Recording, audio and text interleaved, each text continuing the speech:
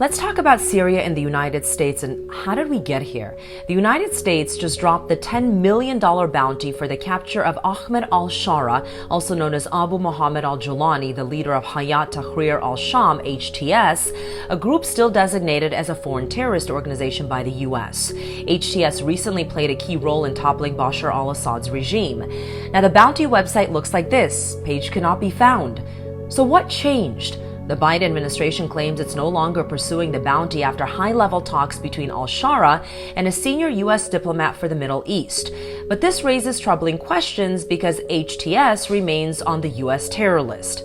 Al-Sharaa, despite his reported commitment to renouncing terrorism, has a long violent history tied to extremist groups like al-Qaeda. He was part of al-Qaeda in Iraq, which eventually became ISIS. Now we're told he is a changed man. His appearance is different, yes, adopting a more Western style and toning down the traditional jihadist militant look. So he's somehow no longer the same man. Should his radical track record now be forgotten? His past crimes involving attacks against civilians wiped clean because of his new PR campaign? But here's the comparison that should shock all of us.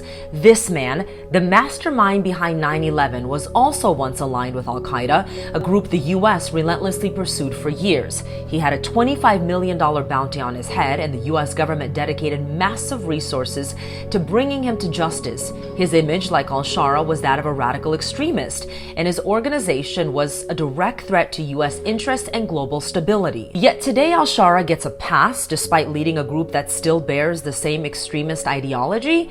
So do image and optics matter more than actions, a PR makeover? We once hunted him relentlessly, and now in an astonishing turn of events, we are removing bounties on al-Sharaa.